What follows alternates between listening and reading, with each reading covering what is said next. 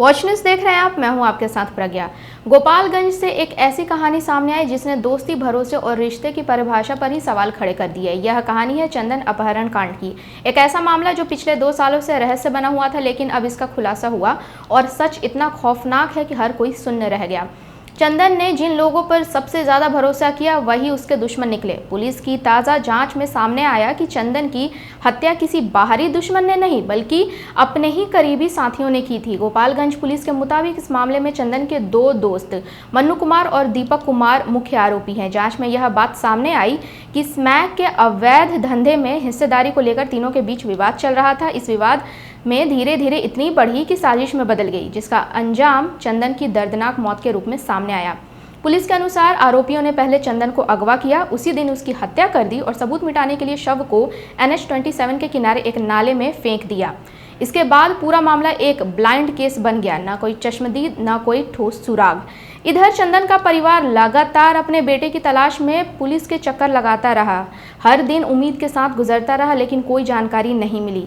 समय बीतता गया, लेकिन चंदन का कोई पता नहीं चला। आखिरकार न्याय की उम्मीद में परिवार को हाईकोर्ट का दरवाजा खटखटाना पड़ा।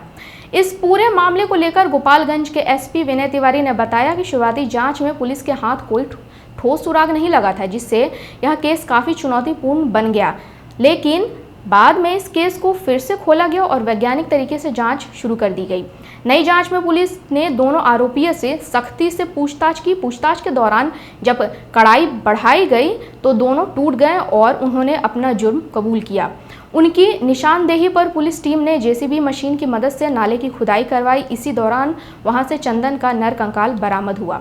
इस बरामदगी के बाद पूरे मामले की गुत्थी सुलझ गई। पुलिस ने दोनों आरोपियों को गिरफ्तार कर लिया और उन्हें जेल भेज दिया। 2 साल से रहस्य बने इस केस के खुलासे ने न सिर्फ परिवार को सच्चाई से रूबरू कराया बल्कि जिले भर में सनसनी भी फैला दी। एक तरफ जहां परिवार को अब अपने बेटे के साथ हुई सच्चाई का पता चला, वहीं दूसरी तरफ इस कार्रवाई ने पुलिस की कार्यशैली पर भी नया भरोसा जगाया। SP विनय तिवारी ने यह भी साफ किया कि अब पुलिस सिर्फ इसी केस तक सीमित नहीं रहेगी। उन्होंने कहा कि वर्ष 2015 से 2025 तक जिले में जितने भी जनघन्य अपराध के पुराने और अनसुलझे मामले हैं, उन सभी की फाइल दोबारा खोली जाएंगी। इसका मकसद साफ है, लंबे समय से न्याय की आस लगाए बैठे पीड़ित परिवारों को इंसाफ दिलाना और अपराधियों को किसी भी हालत में बख्शा नहीं जाएगा।